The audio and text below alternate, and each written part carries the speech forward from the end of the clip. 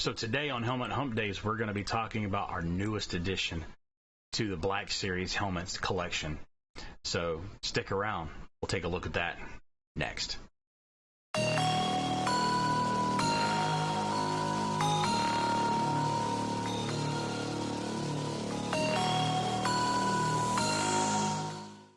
Welcome back, and thank you for joining us today on Helmet Hump Days. I do appreciate you stopping by. Today we are going to look at the newest addition to our collection. It's a helmet that I've been looking for quite a while, but haven't been able to find it at a price that I was comfortable with, because as many of you guys know who collect Black Series helmets, once they stop selling them in the stores or they're becoming very scarce in the stores, the prices tend to go way up on these. This particular one I found on Mercari and was able to snatch it up for a really good price compared to what they're normally selling for on eBay and other locations. So, and there were two of them that I was looking at. One of them was customized to look more screen accurate. I didn't like that one as much, just because for me, I want to keep it as authentic as the way it's made originally from Hasbro, which is, you know, a licensed item. But I do know that it's not completely screen accurate, and we'll talk about some of those things today as to why it's not. But let me show you what I'm talking about. And today we're looking at the Poe Dameron Black Series helmet. So this is the new helmet that I got. I managed to find it, like I said, on Mercari. I got it for actually less than what retail that I've seen was at, because this I think sold somewhere between $100 and $125. I haven't been able to confirm 100% what the original retail was, but I ended up getting this one here for $90, which I thought was a great deal. It's brand new. The person that had it on there basically said it was open box. All they did was open it up, look at it, put it back in. So we'll take a look and see just how accurate it was. Now, I have opened the box itself, mainly because I wanted to make sure it was in there, but I did not take it out of the box or you know, anything as far as taking it out of the packaging or anything, because I wanted to do it first time looking at it with you guys. So I'm hoping that I didn't get ripped off here, so we shall see. So let's go ahead and get this box opened up. So we got the little cardboard liner that goes inside, and then it is inside the packaging. So we'll go ahead and take this out. So we do still have it inside the packaging. We do have the manual for it in here as well, because I know this one here does sounds, and we'll have to take a look and see how the sounds are on it here in just a second. Let's go ahead and get it out of the package, and I apologize for how noisy this is going to be.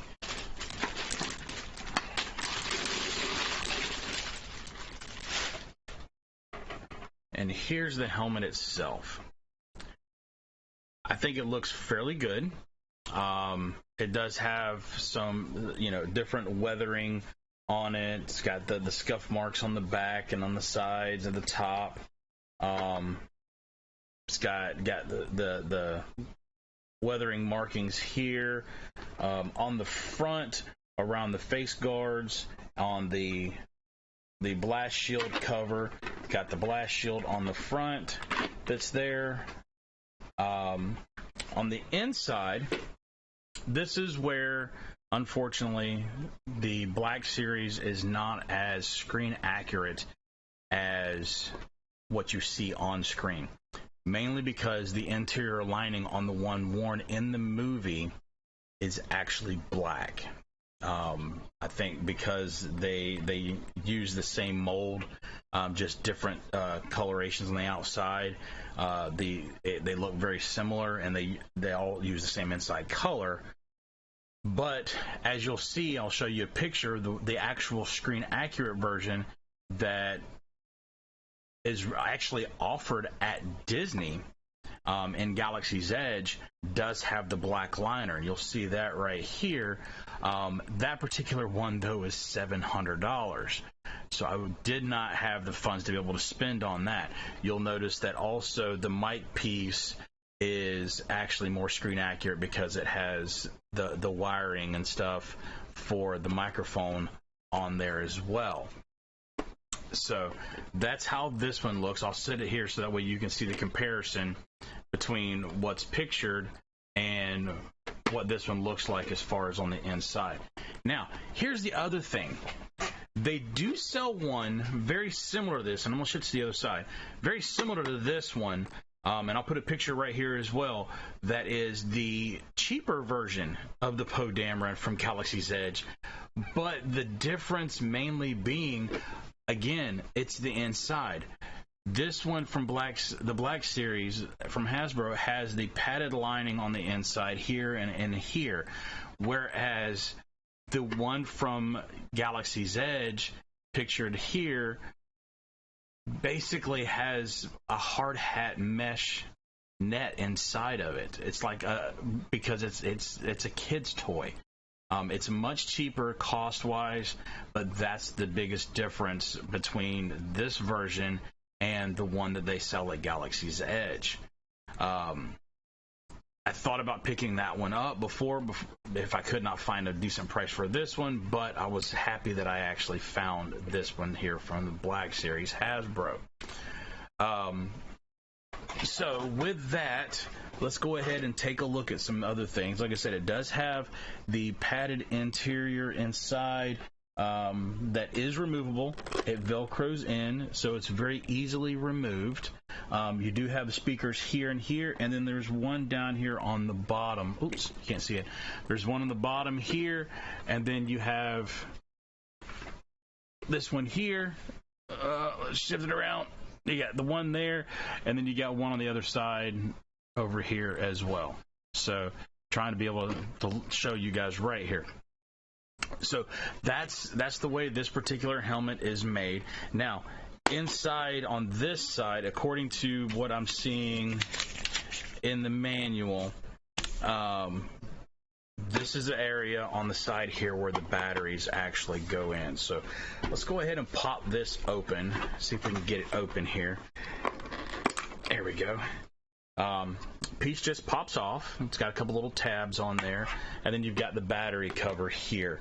It looks like it takes 3 AA batteries. So let's go ahead and take the battery compartment open, and we'll see what it looks like, or what it sounds like, I should say. What it sounds like as far as the sound effects. So let me get a few batteries here to put in.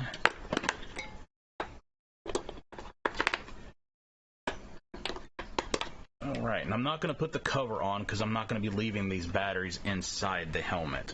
I don't ever leave batteries inside my equipment or anything I display because I don't want them to damage it.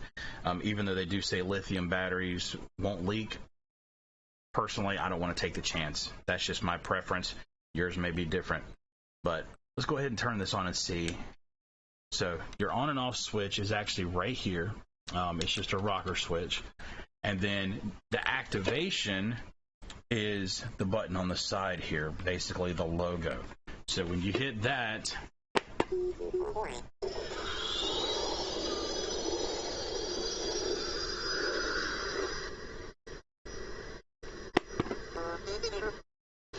all right, so we get sound effects from BB-8.